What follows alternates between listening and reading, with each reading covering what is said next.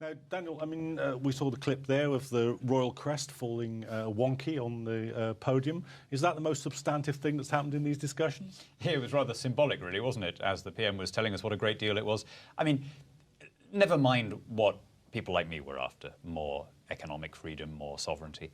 The PM has failed all of his own stated tests. He was talking about repatriating social and employment policy, about curbing the European Court, about opting out of criminal justice policy. All of that has been dropped. And what we're left with is a kind of staged row, a haka, if you like, of synthesized aggression. The deal, such as it was done right at the beginning because there was no change necessary. But they needed to stage a row. And so we have this charade of Britain pretending to ask for things, the EU pretending to consider them, and some table banging when all that's really being demanded is the status quo. I mean, Natalie, I'm sure we're going to get into some disagreement between the two of you, but you must see this set of negotiations in pretty much that light. It was a bit of theatre staged to hopefully appease people like Daniel in the Tory party. It doesn't sound as if it's working for him. Should we be sceptical of the outcome of this? Well, I think we can certainly agree. We can agree on the fact that David Cameron made no real progress. I would celebrate that fact. I think if you look at particularly one of the issues that's clearest and easiest to understand, the idea that people who are here, migrants from across the EU working in Britain, that they should not get the same in-work benefits as a British citizen working beside them, doing the same job. We think about the situation of their children. It's clearly unfair, discriminatory, unreasonable. And I'm very glad that the EU leaders told David Cameron to go away. And in terms of the other changes that David Cameron wants, some of the areas around increased democracy I don't necessarily disagree with. But what's very clear is David Cameron wants an EU that works for the city, that works for the financial sector, that really doesn't work for workers, for ordinary people. And that's the kind of EU that the Green Party wants, a social Europe, a Europe where we have a foundation of standards. And Natalie, may I pick you up on the migration point? Because, of course, there is still institutionalised discrimination. It's now against people who come from outside the EU. Britain is a global country. We're connected to every continent. We're now celebrating the centenary of the First World War when we were helped by people from every corner of the world, 400,000 Muslims just from British India. And now the relatives of those volunteers, and they were all volunteers, there was no enlistment, find that they can't bring auntie over for a wedding because we've cracked down so severely on visas for non-EU nationals in order to free up unlimited space for people who may have zero connection to the UK. Now, surely it's got to be, I'm not saying that there should be unlimited migration for the Commonwealth, but surely that we should end this institutionalised discrimination against them in favour of people who happen to hold EU passports. Well, I would entirely agree with you that we have huge problems with our immigration policy, which comes from the government's artificial, failed idea of an immigration cap. And we have huge problems in terms of Britons who can't live in their own country with their spouse or partners, our family migration rules. As you rightly identify, people who aren't able to bring over older relatives to live with them. Or even to visit.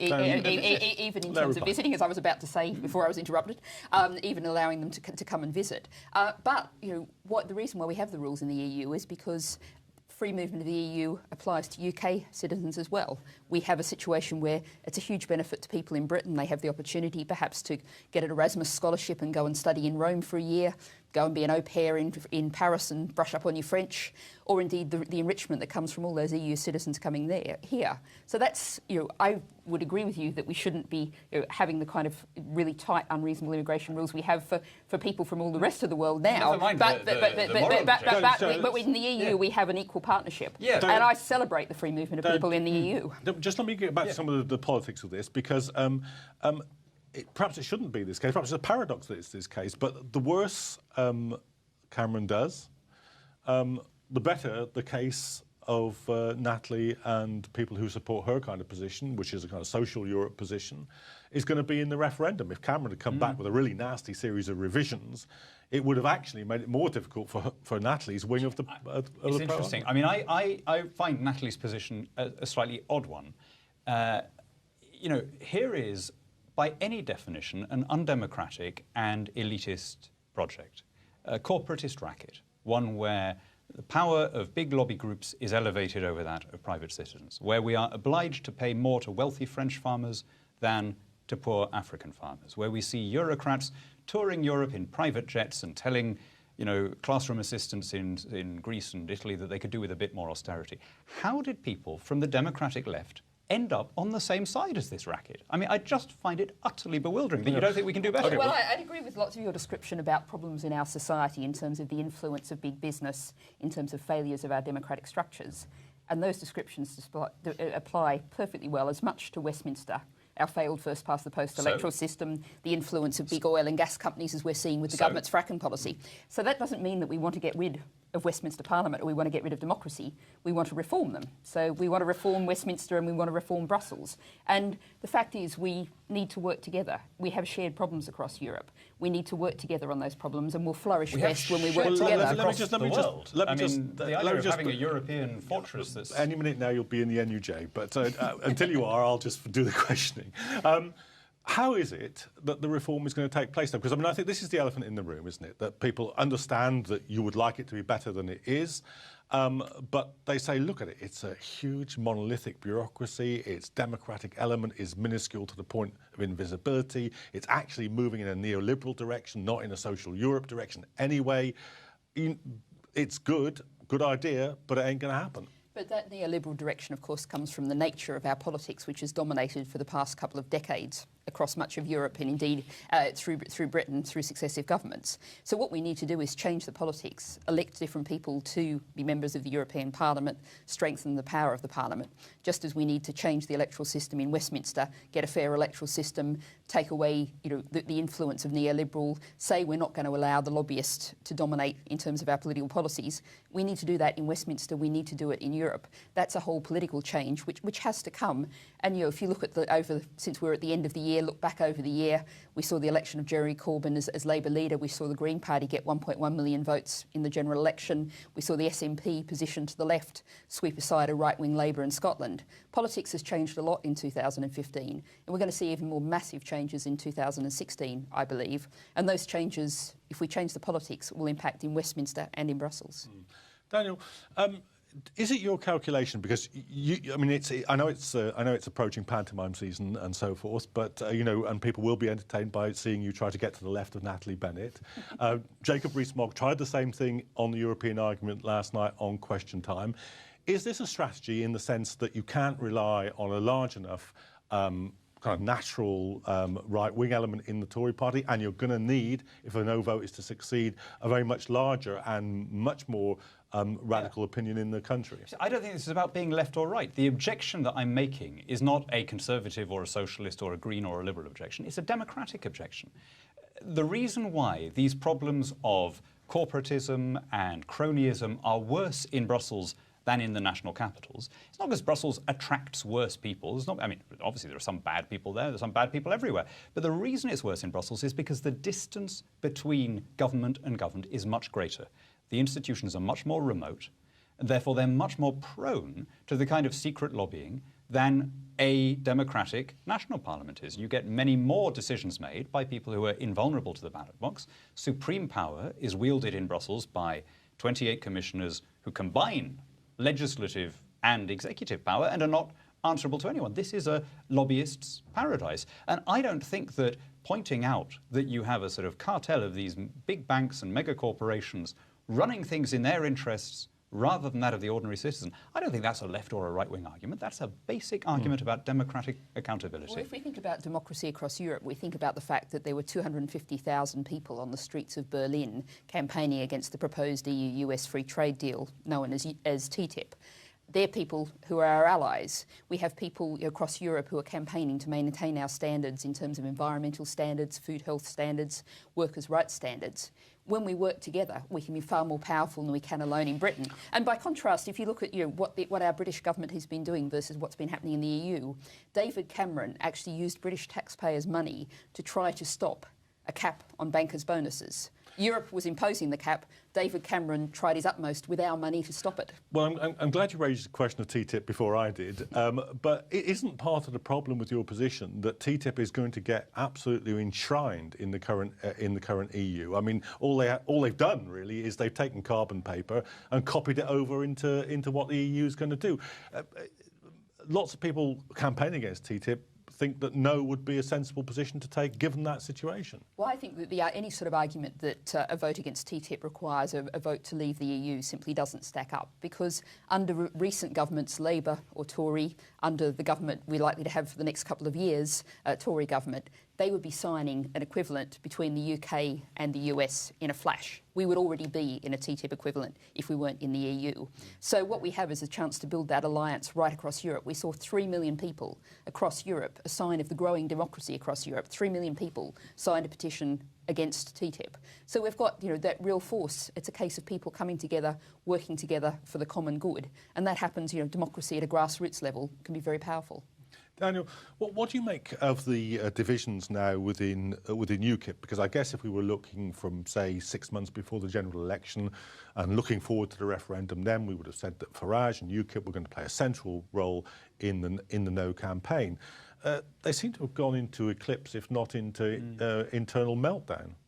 Well, look, I don't think either side in this referendum is going to be defined by any party. The whole reason, in a sense, that we're having the referendum is because the EU issue cuts horizontally across the parties. It divides the parties internally. It divides my party, divides Natalie's party, divides Labour, and so on. And, you can't win, to state a really obvious point. Neither side can win unless it wins on the left, in the centre, and on the right. And so you're going to have, if you like, campaigns that are above that. And I don't think that the basic case against the EU is a partisan one. I don't think it's a Labour or a Conservative case. It's simply that the EU is the world's only trade organisation that isn't growing at all. All the growth is happening on other continents. We can't trade freely with Australia or with China or with India. That's only done by Brussels. Brussels, because it's controlled by this racket and this cartel, is in no hurry to have trade agreements that would suit the ordinary consumer rather than the big corporations. And at the same time, we're paying £350 million a week to belong. And here's an extraordinary fact that I just think ought to come out much more. In the last Parliament, all the austerity measures put together came to less than half of what we handed to the EU, £82 billion over the last Parliament.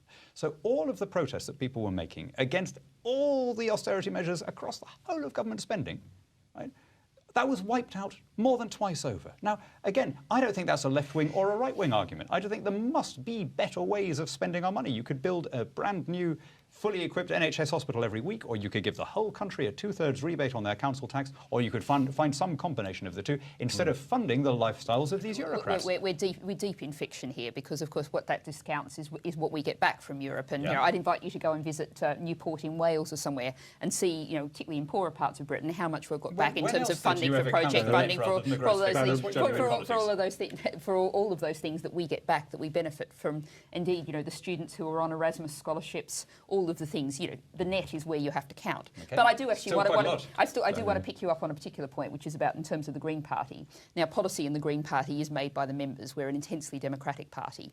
And we had a motion to the last conference on this, and support for calling for a strong campaign to remain in the EU had 95% support on conference floor. Like any party, we have individual members who have different views, but the Green Party is very strongly united behind the view that we should remain in Europe, work together to solve our common problems. That's good to see that some party is. But Daniel, let's talk about that a little bit, because does it worry you that that if you're successful, if there's a no vote, Cameron's toast, isn't he?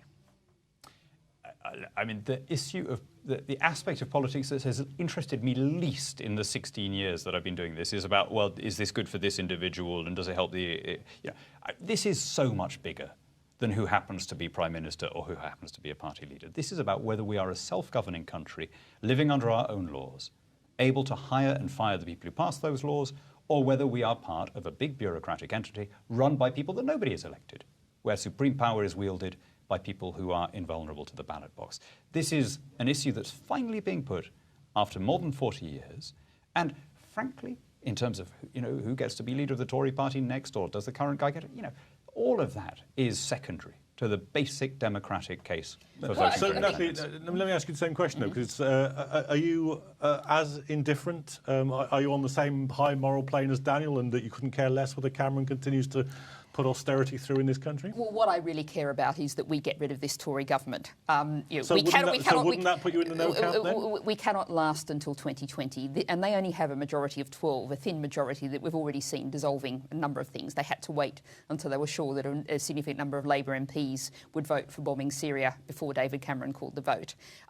They only got support of 24% of eligible voters in Britain. So, I have a phrase, 2020 is too far away. We need to get rid of David Cameron, the Tories, as fast as possible. Why not be in the no camp? Because that might be the quickest way of doing that. But what we don't do is throw the baby out with the bathwater. Let's change our politics, as I was saying before. We need a different kind of politics that works for the common good, not just for the few. We need to actually see a fair electoral system where people know that their votes will count. We need to see that democratisation in Westminster, and we need to see that democratisation happening in Brussels as well.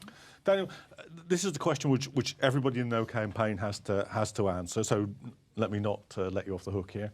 Outside of some trade bloc or other, and the world is composed of trade blocs really in essence, how is a small island off the northwest coast of Europe going to do? Well, we're not a small island by any definition. Well, geographically. Well, geographically, well, are we? I mean, how many islands are there in the world? How many million islands? How many are bigger than us? Madagascar, Borneo, we're the 9th largest island. So even in a literal sense, we are not a small island. Certainly not in terms of population, in terms of economy. We're the 5th largest economy in the world. We're one of 12% of the European population. Right, so that's pretty large then, right? But anyway, all right. I'm sorry I introduced the geographical element into it. You don't know, I had no idea how sorry. But anyway, all right, it's the 5th largest economy in the world. How's it going to survive outside trade blocs when even the largest economy in the world doesn't? Well, no one is suggesting that we would walk away from a European market.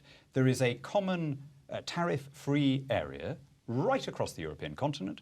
It stretches from non-EU Iceland across to non-EU Turkey. There are no trade barriers within that 40 or 45 member free trade area. The only countries in Europe that are not part of that common market are Belarus and Russia, because Ukraine and Moldova have now been brought into it. Belarus and Russia have chosen to join a Eurasian Union of their own. So I have never heard anyone in Brussels suggest, ever, that if Britain left the political institutions of the EU, the European arrest warrant and the common foreign policy and so on, that we would be thereby excluding ourselves from that tariff-free zone. What we would be free to do is to rejoin the rest of the world. And to repeat, it's the rest of the world that's growing. The Eurozone economy, incredibly, is the same size now that it was in 2008, whereas there's been huge growth in North America, South America, Africa, Asia, and yet we can't sign a bilateral agreement to trade with Pakistan or India or Bangladesh or Australia or New Zealand or our former African Commonwealth friends or Caribbean. None of that. How did it ever make sense to abandon a genuinely diverse global market that had commodity-producing countries, agrarian countries, industrial, financial, services-based, and join a regional customs union, especially in this day and age when the internet has abolished distance and when it makes no sense to be defined by our geography. Okay, we're just running a bit short of time, but I want to get a last question into Natalie, which is the question which I think that all the pro-Europeans have to answer, and that is, okay, you like the bits about of social Europe, you like the European Court, and you like the social legislation, but all that has been and has had to be passed in to English law. So it's there anyway. So why not take what you've got and also get rid of the anti-democratic elements which you both agree are there in Europe? Well, I think what we take on the point that Daniel was raising there in terms of trade, if we want to continue to trade, to continue to have close links with the rest of Europe, they're going to continue to make the rules on their own terms, and we will have no option but to continue to comply with them. So we lose the democratic input, the democratic control that we actually have now, and which we want to enhance and develop. And we get left having to sign up anyway, but having no say in how the rules are made. So what we want to do is get together, agree, and make decisions at the right kind of level. It makes sense to make decisions about standards of air quality and water quality that impacts right across the continent at a European level. Just as a global level, as we just did in the Paris climate talks, it makes sense to make decisions about carbon emissions at a global level. Let's make decisions at the right kind of level. We have subsidiarity, localism is written into the Lisbon Treaty. That needs to be much more developed, just as indeed we need much more devolving of power within Britain, not focused in Westminster, but devolved out to individual communities. That's the way we need to go, and that's a direction that happens right across the UK, right across Europe. Natalie Bennett, leader of the Green Party, Daniel Hannan. You didn't frankly have the balls to put country before party.